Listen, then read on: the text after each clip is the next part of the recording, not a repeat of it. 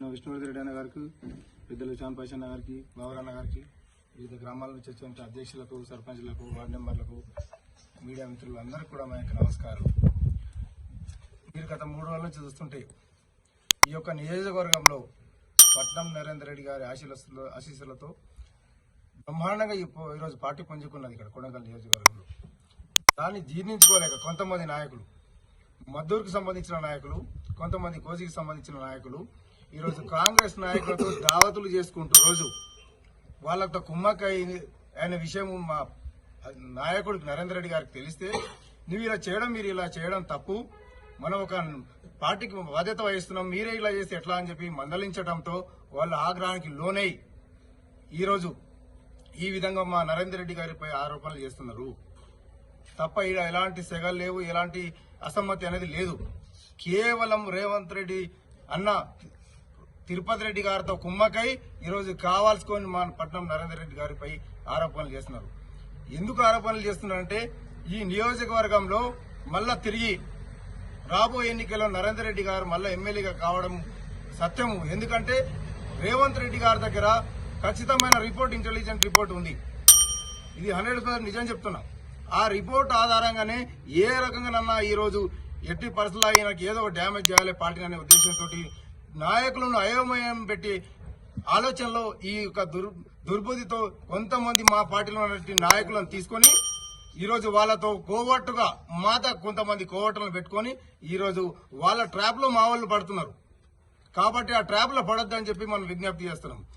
గతంలో మీరు చూసింటారు, నర్సిరెడ్డి గారిని అదేవిధంగా మోసం చేసిండు, తర్వాత డీకేఆర్ గారిని మోసం చేశారు అదే సలీం గారు, తర్వాత వస్తే విఠలరావు గారిని మోసం చేసిండు, తర్వాత వచ్చేస్తే ఇప్పుడు గురునాథ్ రెడ్డి గారిని మోసం చేశారు, తర్వాత ఇప్పుడు మా నరేందర్ రెడ్డి గారిని మోసం చేసే ప్రయత్నంలో ఉన్నారు. కాబట్టి ఖబర్దారీ ఒక ప్రయత్నాలు చేయొద్దు. మనము నియోజకవర్గంలో నరేందర్ రెడ్డి గారు వచ్చిన తర్వాతనే ఎంతో అభివృద్ధి అయింది, ప్రతి కార్యకర్తకు అందుబాటులో ఉన్నాడు. కాబట్టి లేనిపోరుని ఆరోపణలు చేసే పట్నం నరేందర్ రెడ్డి గారిపై సహించేది లేదు. తప్పకుండా మేము అధిష్టానికి కూడా ఫిర్యాదు చేస్తాము. ఎవరికి గోవట్టుగా ఉన్నారు, ఎవరితో కుమ్మక్కయ్యారు అనేది స్పష్టంగా ప్రజలకు తెలుసు, మా అందరికి తెలుసు. త్వరలోనే మా అన్న నరేందర్ రెడ్డి గారికి కూడా మేము విజ్ఞప్తి చేస్తున్నాము, పార్టీలో కోవట్టులను మీరు సహించేయకండి అన్న. ఎందుకంటే ప్రతి దగ్గర వీళ్ళు కోవట్టులుగా పనిచేస్తా ఉన్నారు. మళ్ళా నిజమైన నాయకులకు మద్దతు ఇచ్చే విధంగా ప్రయత్నం చేస్తున్నారు. కాబట్టి ఇలాంటి నాయకులు ఉచ్చులో ఎవరు కూడా టీఆర్ఎస్ నాయకులు పడొద్దని చెప్పి మేము విజ్ఞప్తి చేస్తున్నాము. మేమందరం కూడా మా అన్న విష్ణు నాయకత్వంలో, చాన్పాష్ అన్న నాయకత్వంలో ఈ యొక్క మండలాన్ని బ్రహ్మాండంగా తీర్చిదిద్దుకున్నాం. సర్పంచ్ ఎన్నికలు కూడా 5, 10, 15 ఓట్లలోనే పోయినాయి. అతి తక్కువ ఓట్లతోటే పోయిన సందర్భాలు ఉన్నాయి. ఖచ్చితంగా ఎంపీటీసీ, జడ్పీటీసీ ఎన్నికల్లో కూడా మేము ఇక్కడ జెండా ఎగరవేస్తాం. కాబట్టి ఖచ్చితంగా ఎవరు ఎంత పెద్ద నాయకులైనా సరే సహించేది లేదు. ఈ యొక్క టీఆర్ఎస్ పార్టీలో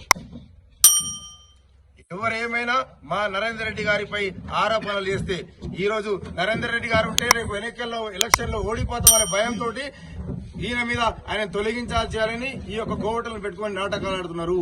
ఖచ్చితంగా వీళ్ళకి ప్యాకేజీలు ముట్టినాయి. తిరుపతి రెడ్డి, రేవంత్ రెడ్డి గారితో ఈ కోవట్టులకు ప్యాకేజీలు ముట్టినాయి. కాబట్టి ఈ విధంగా చేస్తున్నారు వాళ్ళు.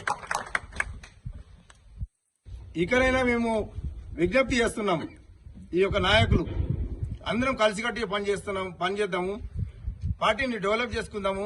ఈరోజు పార్టీ నుంచి బెనిఫిట్ పొందింది గిట మీ ఇద్దరే. అన్ని విధాలుగా పార్టీని వాడుకొని ఇద్దరు నాయకులు మద్దూరు నుంచి కానీ, కోస్గి నుంచి కానీ కొంతమంది నాయకులు, పెద్ద నాయకులు ఉన్నారు. పార్టీ పదవులు ఆశ తీసుకున్నారు, పార్టీలో డెవలప్ అయినరు. ఈరోజు మళ్ళా పార్టీ మీద బురద జల్లే, నాయకుల మీద బురద జల్లే ప్రయత్నం చేస్తా ఉన్నారు. కాబట్టి నాయకులు అందరూ గ్రహించాలి. పార్టీ అధిష్టానానికి మా పెద్దల సహకారంతో పార్టీ నాయకులకు హరీష్ రావు గారు కానీ, కేటీఆర్ గారు కానీ మీ అందరి సమక్షంలో వెళ్ళి ఇక్కడ ఏం జరుగుతుంది ఇక్కడ మా పెద్దలందరూ కూడా చెప్పాలని చెప్పి విజ్ఞప్తి చేస్తా ఉన్నాను. అదేవిధంగా ముందు కూడా భవిష్యత్ కార్యాచరణలో కొంతమంది నాయకులు ఉసిగొల్పితే ఎవరు కూడా ఇది కాకుండా మనం పార్టీ గెలుపు కోసం, పార్టీ పరిస్థితి కోసం కష్టపడాలని చెప్పి తెలియజేస్తా ఉన్నాం. అదేవిధంగా పార్టీ వాళ్ళ మీద ఎవరి మీద యాక్షన్ తీసుకుంటారని పార్టీ నాయకత్వం ఉంది. కాబట్టి తదుపరి పార్టీ నిర్ణయాన్ని బట్టి మేము ముందుకు సాగుతాం.